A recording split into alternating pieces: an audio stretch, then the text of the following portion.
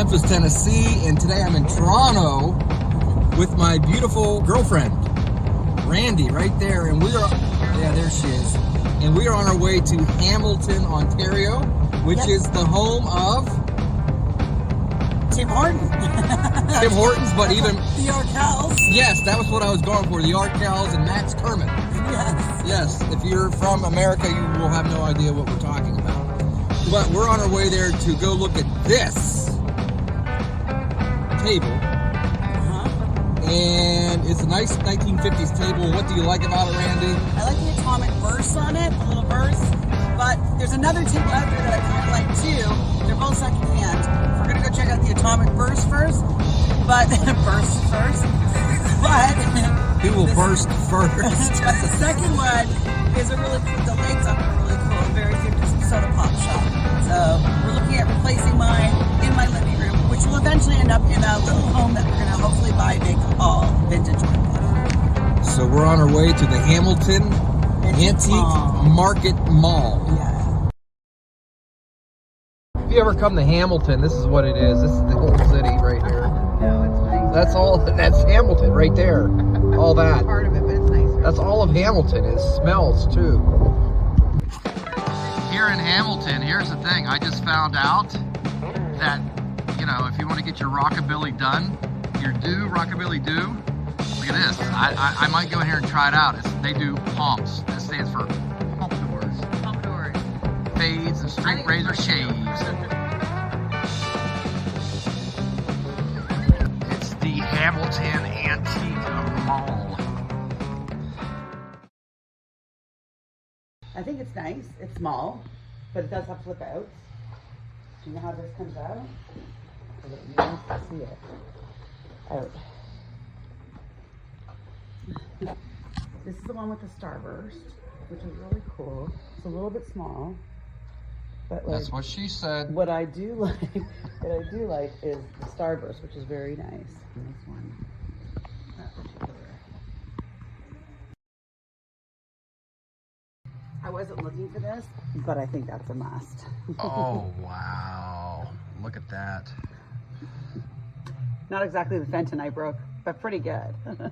Okay, so here's the thing. We spent probably, what, about 3 hours in there? Yeah, easy.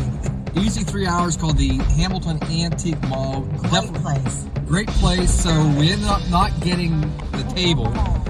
And we have a, are you going to get the other table? Well, I'm going after. I'm going to go. I'm trying to get in touch with the guy. He's not answering. All right, the guy's not getting in touch with you, so get in touch with Randy. She wants to buy your table. But here's the thing. We've got a really good haul. There's your Tim Hortons. We've got a really good haul from well, I don't think I can flip around. There's the very first Tim Hortons, if you can see it. Ever, right there. We've been to it. But we had a pretty good haul. We'll show you once we get home to Thornhill, or where we're going, Toronto, Ontario. Yeah, Thornhill. Yeah. Wherever. We're going back somewhere. I'll give him a thumbs up. I'll give him a thumbs up.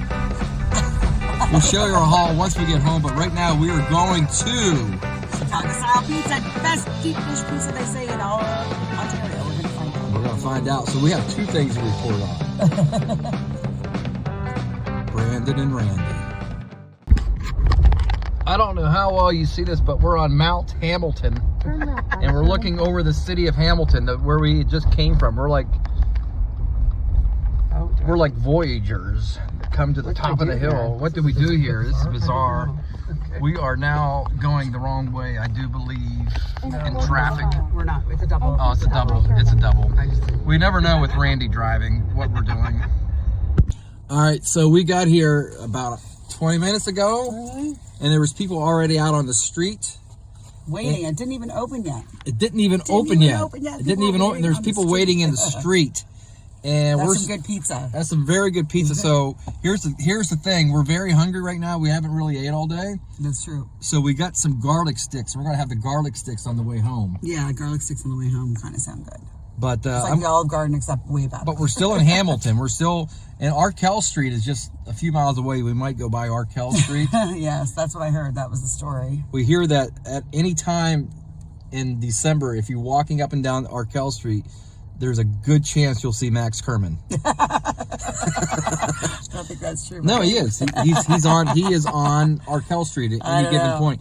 But I'm going to also get out. I'm going to film the front of this, Randy, so people know where we're eating pizza, where people were lined up. And Chicago pizza. Chicago pizza. So I'm going to go and film this beautiful town of Hamilton. So if you're ever in Hamilton at the corner of Brucedale and Sherman, you just walk across this little street right here. There's snow on the ground. Make sure you don't get hit. And look at this. In Canada, one thing you know they do right is they have cannabis stores right next to ice cream stores. So when you get high, you just go right in for your ice cream. But this is it right here. This is the Chicago style pizza. We're just waiting on our pizza. There was people lined up all over right here to get in. So we're just kind of waiting right now.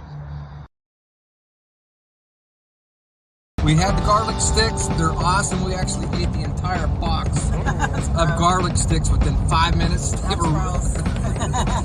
They were really good, but I'm going to tell you, Randy, I don't know if you knew this or not, but as you drive around Hamilton, there's signs for the Nikola Tesla Parkway. Yes. And here's a fun fact for anybody who wants to know about Nikola Tesla and why his name is on the parkway around here. Yep.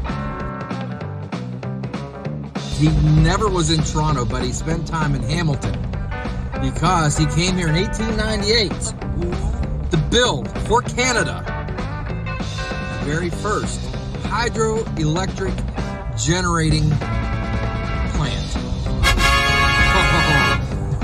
That's one to grow on right there. Right there. Right there, baby. Okay, so our first little get here is, we're going to go over our haul. And our first little get here is Elvis Yahtzee, because, well, you all know I'm a huge Elvis fan. And I just never seen this one before, so I was like, whatever, let's get Elvis Yahtzee. Nothing better than Elvis Yahtzee. No, nothing. And then this is the next one here. Yes, that is pretty cool. I like that one. This here is a copy of the Winter Dance Party at the Surf. Well, it's happy and sad all at the same time. Well, here's what people don't remember. We all know Richie. We all know Buddy. We all know the Big Bopper. Dion the Belmonts were there. Yes. And nobody ever talks about Frankie Is it Sardo or Sardo? Sardo. I want to look the new hit. He had a new hit called Takeout. Yeah. So maybe we can play that. Yeah, we'll have to play that. Yeah. So, anyways, you know, this is obviously the time that they all got together, and unfortunately, that same night the plane went down. But man. Well, I think. Yes, you're right. The show would have been pretty amazing to see, for sure. Monday, February 2nd. Look, these kids were even hanging out late, 8 to midnight. Yeah. That wouldn't be allowed today. That's a sad situation, but also a very cool poster. Yes. What's next? What's next in this haul? Okay. Look at all this. So this one here, I got because I got a beautiful little vase and piece of glass out there in Pennsylvania, and got it home, and it was smashed into pieces. What was that piece called? Your mother had a name for it? It was Fenton. Fenton. F-E-N. And I really liked it, the Fenton. I didn't find another Fenton. They're going to be harder to find, I think, in pink. But I did find this, so I just bought it because I have a little blue one to go with it, and I felt bad the blue one was. Randy loves anything to do with pink. Yes, pink. Speaking of pink, look at that. Yes. Okay. So, you know, oh, you want to do this? Yeah, I'm a huge Pyrex collector. Found this. It's a little beaten up, this one, but it's pretty cheap, right? Yes. And so I figured I can maybe like do a little something here to get rid of some. Does this have a name? Does the pattern have a name? It does have a name. I gotta find it out though. It's like Harvest or something like that. We'll figure that one out. We'll post it in the link below. But that's a Pyrex. I figured I'm just gonna clean this up and use it as a decoration piece, not so much to resell it. All right. What else you got? What else is in this haul? Then we found this. Everyone knows, like, I collect a bazillion Elvis books. We have a huge Elvis library. Do you have more than 1,800 Elvis books? That's the question. No. That's the person to beat. There's somebody that has 1,800 Elvis books. That's what I heard. But here, so this one here is just called Elvis Presley. It's by Bobby Ann Mason. But here we go. Like, I just thought it was really pretty, and it could go in a little book holder. And, you know, we can put it in our house that we're going to be looking at getting a little bit. A lot of Elvis stuff here today. Yeah, I'm a big Elvis fan. And here I got this. I don't even know what this is. I just liked it so much. Yeah, it's a little ashtray. Yeah, she found that. She came running. A little leg, and she came running around the corner and says, "Look what I found." Yeah, I found an ashtray and said Elvis Presley inside. She wondered who would take the time to even do that. Yeah. Well, it would say here on the back who did. It's actually Elvis Presley right on the back. It's an Elvis Presley Enterprise. Yes, I don't know when they did that. Well, but you said who would do that? Well, they obviously did. Yes. Then, Joel Weinshanker in the group. Yes. And then this here is the pièce des résistance. Is that French? For the piece of amazingness. Yes. And this is an old clock we found and radio. Look at and that it's beautiful. General Electric, pink. Of course, everyone knows I like pink, as you said. This will go, we are planning to do a vintage style home, and we're hoping to get everyone to follow along and on that journey as well. And this will go in that house. Oh, the dog. Oh, the dog is out. There's a dog outside in the hallway barking. Sorry about that. So this will go in that house, hopefully. Gorgeous, right? Stunning, right? I love it. Yeah, this is beautiful. I don't think it really works so well, but it's okay. It's just so beautiful that we had to buy it. And, imagine something like this going together in a house, Yeah. It's pretty with this. It's all real pretty stuff. Real 50s, real 60s, all that kind of stuff. And if you're wondering what I bought. Yes. Okay, so we're going to switch. You want me to take the camera? Oh, yeah. Go ahead. Okay, so Flip it around. we're Flip flipping it around. There's my jukebox. That's another baby of mine. I like to buy loads of books. Yes. So he's a you huge can't go wrong with a book called Elvis the Last Word. No, you can't. No, you can't. And these are all people that criticized Elvis. Yeah. This is what everybody said about the king. You flip it open, and if I want to know what Marty Lacker, Elvis's cousin, and a member of his entourage said, I don't think Marty Lacker was a cousin.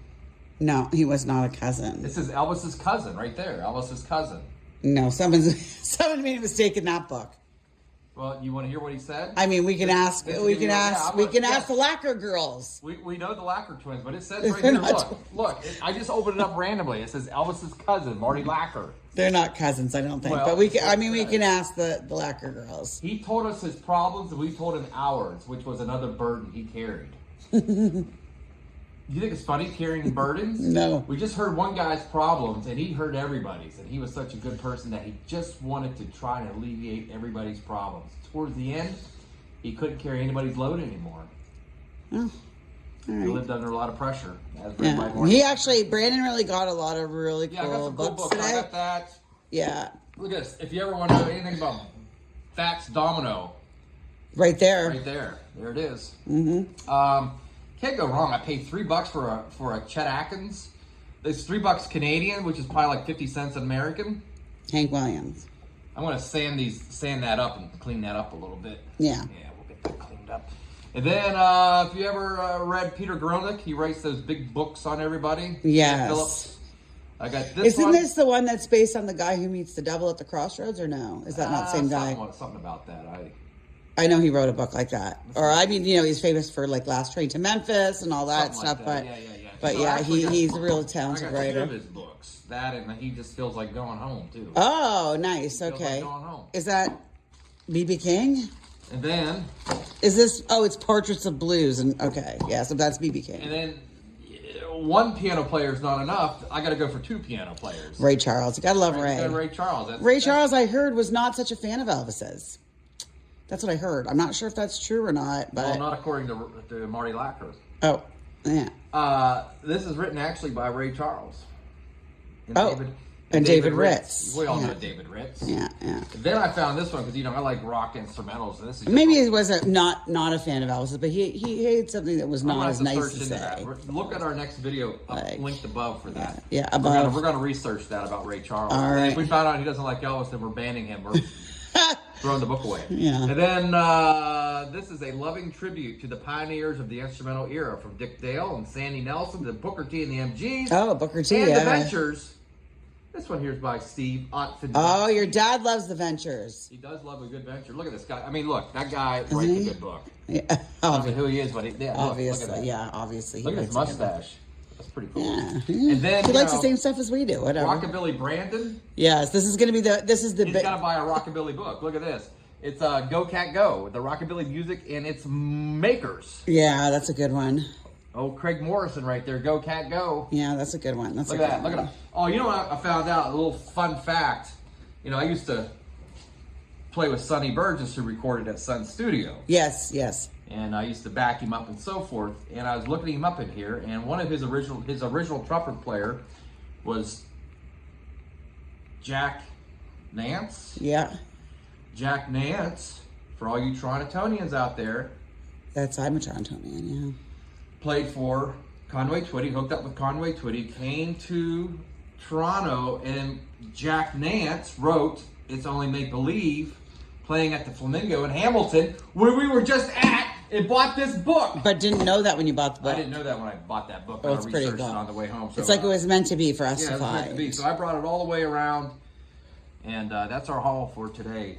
It's a pretty nice haul. Look at that, everyone. Pretty good. We're gonna play some Yahtzee Elvis, so. We're gonna play some, we're gonna play some Yahtzee Elvis. Get our drink, I don't know. Get our, what's the 50s martini on? And that's it. Moscow Mule. Moscow Mule. Russian. Yes, and read some books. Yes.